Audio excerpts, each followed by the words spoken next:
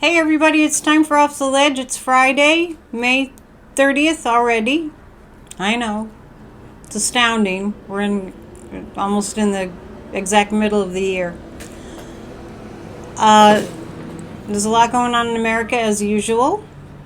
We use this time to ground ourselves, to get centered, to get some perspective on the times that we're in, and to act accordingly, according to the guidance. I've really enjoyed almost being halfway into the year reading Ernest Holmes every day here. So thanks for showing up, giving me the opportunity to share what's in here.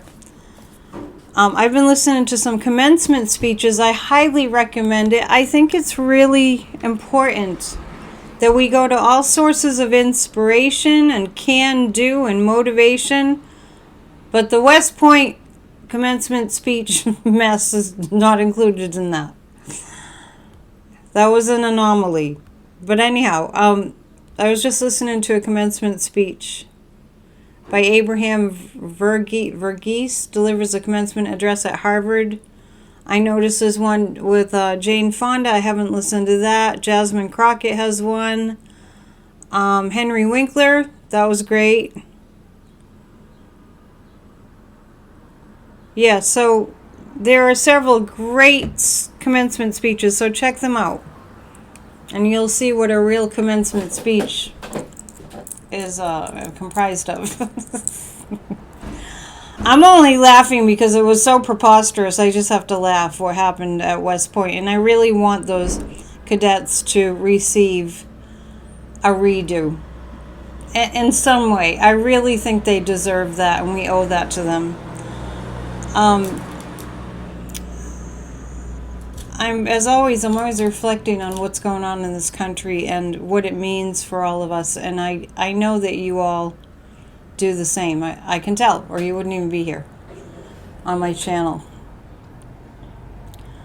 Listening to these commencement speeches, some of them are so good, and recognizing, I think they're great to listen to because if you remember, if you had a great commencement speaker at some point, college, high school,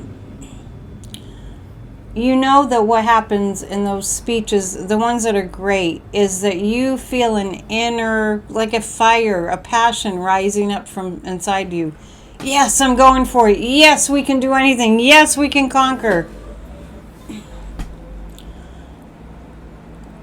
If we can remember and bring to mind that America has not been through what we're going through right now, except during the Revolutionary War, in terms of uniting against a tyrant. And these times in our history, I believe, are, you could even call it a spiritual challenge to each and every one of us. We're being asked to show what we're capable of. We're being asked to show ourselves, one another, and the rest of the world that we're capable of overthrowing abject, brazen, unthinkable evil. So, I heard on one commencement speech, I think it was the one at Harvard, maybe, that said something about how you know somebody's character. And you know somebody's character through the behavior that they have exhibited through the crises, through how they show up. And I really and truly believe that we're being asked to decide not whether we'll show up, but how we show up in this moment. Are we going to look at evil and say, let someone else fight back on it?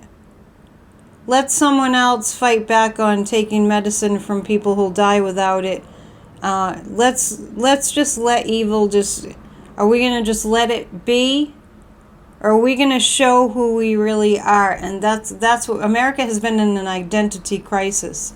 And it's up to each and every one of us to push back on this evil and to not let up ever. Taking breaks is fine, but don't let up on pushing back and fighting back on evil and showing ourselves and the rest of the world that we don't stand for this. Really, really important. We're a strong democracy, 249 years in. We haven't come this far just to come this far. You know what I mean? Let's hear what Ernest Holmes has to say. You heard enough of what I have to say. The fruit of the Spirit is love, joy, and peace. That's from Galatians.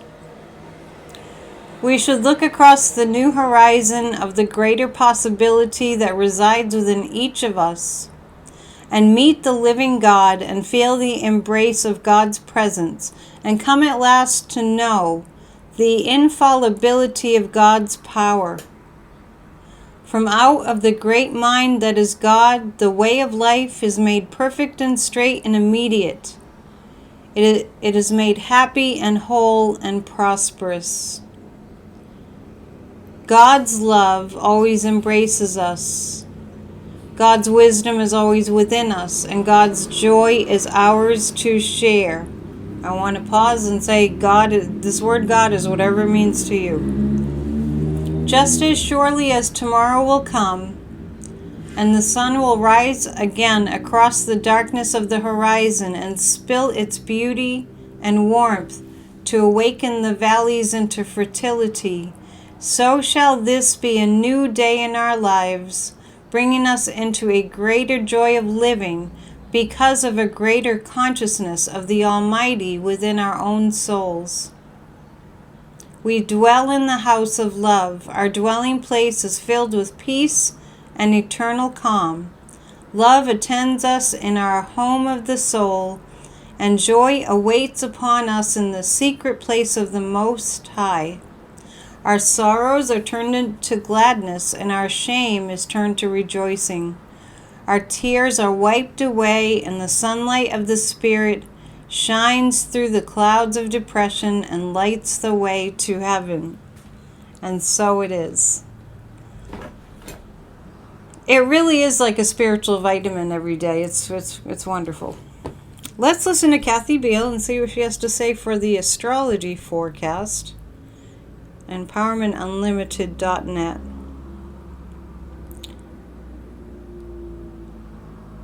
Okay, so hang on a sec. I had it queued up, I swear. Here we go. This is Kathy Beale of EmpowermentUnlimited.net with Astro Insight for May 30th, 2025. It is a day of clarity. Knowing your mind, understanding something with a precision and a sharpness that you have not before. Information will be incredibly definitive. And that includes what you come across in the news and on social media. And you may hear the phrase Mercury Cazimi. That's what this is. Mercury, the planet of communication, is meeting the sun. And now, see, you've learned something. Now you know the technical term for it. That's all for now. Mercury meeting the sun.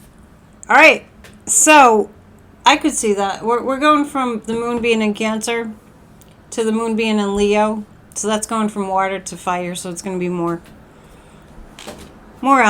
energized. Find your passion. Make your passion freedom. Treasure the precious moments to keep you motivated and inspired. Think about the time that you can look back on this time and say, I was one of the people that saved America from fascism. Bring yourself to the future. I was part of the history of America, of the generations that saved democracy. Really just be in that. I was there. Together we saved democracy. That's a good legacy, you think? Let's pull 3 Zen cards and see what guidance we have for today. I'm going to do a PNN pop-up probably this morning because the wind's going to pick up later and it's hard to do an outdoor thing in the wind. And members have access to my new class and the other classes that are set to members only under videos. And the one I'm doing currently is How to Be Psychic. Today and tomorrow are the final days. Oops. And to become a member, just click on the join button and choose the level at which you're able to donate monthly. Now, I usually pull 3 cards, but 4 popped out. So let's see what we have. Guidance leads us to healing. When we tune in and we're quiet and we hear guidance, it's leading us to healing. What we're facing is a fascist regime that we need to not take any more hold. They are pretending that there's nothing for the people, when the truth of the matter is what they have is from the people, money-wise. They're pretending they don't have any money for the people. They're pretending that. But they have money for the people, and it's from the people. It's our taxes, which pay into Social Security and Medicaid and Medicare and SNAP and all of it, right? So in the face of that, we need to come together. We need to pray together if you're into that kind of thing, because we need this receptivity. I've been talking a lot about that in the Psychic, How to Be Psychic series. Be receptive to guidance because it leads us to healing. Tell your friends and family and neighbors that they're trying to steal our country and all of our money. But I think this feels much, much, much stronger than this. And I think this is what's going to sink them the most. Don't worry. Be happy. And really treasure the beautiful moments, especially the beautiful moments that you spend with beloved friends and family members and just in life. That keeps the vibration high, and that has more of an impact on the collective than we'll ever know when you're happy, when you're inspired, and when you're hopeful. All right, with that, I'll leave you, and I'll see you. Tonight is PNN, Friday Night Live, 7 p.m. Eastern. Please tell your friends and join us then, and we'll go over more, and I'll do a pop-up in a little while, and I'll post that. All right, namaste. Be well. Keep your vibe up.